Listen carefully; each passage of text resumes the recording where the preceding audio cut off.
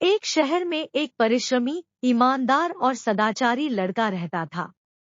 माता पिता, भाई बहन, मित्र, रिश्तेदार सब उसे बहुत प्यार करते थे।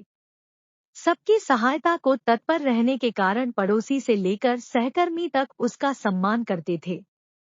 सब कुछ अच्छा था, किंतु जीवन में वह जिस सफलता प्राप्ति का सपना देखा करता था, वह उससे कोसों दूर था। वह दिन रात जी जान लगाकर मेहनत करता, किंतु असफलता ही उसके हाथ लगती। उसका पूरा जीवन ऐसे ही निकल गया और अंत में जीवन चक्र से निकलकर वह कालचक्र में समा गया। उसने जीवन में सुकर्म किए थे, इसलिए उसे स्वर्ग की प्राप्ति हुई। देवदूत उसे लेकर स्वर्ग पहुँचे। स्वर्गलोक का अलौकिक सौंदर्य देख वह मंत्रमुग्ध हो गया और देवदूत से बोला, ये कौन सा स्थान है? ये स्वर्गलोक है। तुम्हारे अच्छे कर्म के कारण तुम्हें स्वर्ग में स्थान प्राप्त हुआ है। अब से तुम यही रहोगे, देवदूत ने उत्तर दिया। यह सुनकर लड़का खुश हो गया। देवदूत ने उसे वह घर दिखाया जहां उसके रहने की व्यवस्था की गई थी। वह एक आलीशान घर था। इतना आलीशान घर उसने अपने जीवन में कभी नहीं देखा था। देवदूत उस घर के भीतर लेकर गया और एक एक कर सारे कक्ष दिखाने लगा। सभी कक्ष बहुत सुंदर थे। अंत में वह उसे एक ऐसे कक्ष के पास लेकर गया जिसके सामने स्वप्न कक्ष लिखा हुआ था। जब वे उस कक्ष के अंदर पहुंचा, तो लड़का यह देखकर दंग रह गया कि वहां बहुत सारी वस्तुओं के छोटे छोटे प्रतिरूप रखे हुए थे। ये वही वस्तुएं थीं जिन्हें पाने के लिए उसने आजीवन मेहनत की थी, किंतु हासिल नहीं कर पाया था।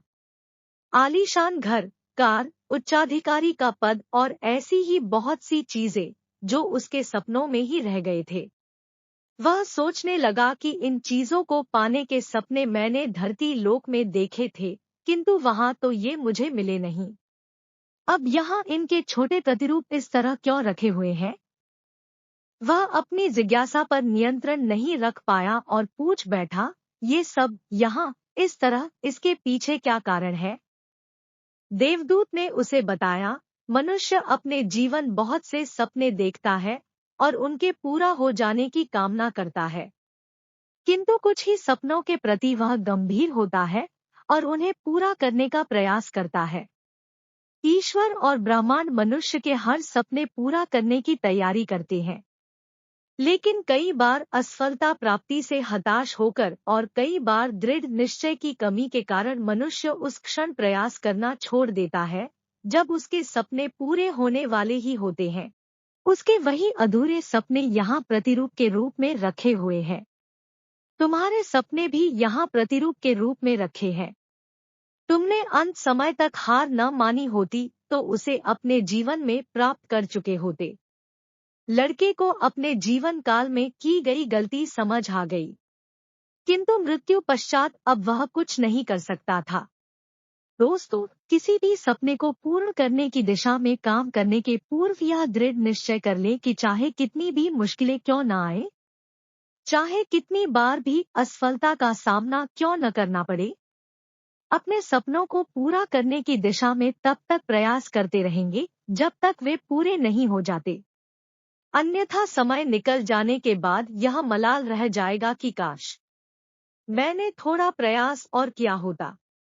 इसलिए अपने सपनों को अधूरा मत रहने दीजिए। दृढ़ निश्चय और अथक प्रयास से उन्हें हकीकत में तब्दील करके ही दम लीजिए। धन्यवाद।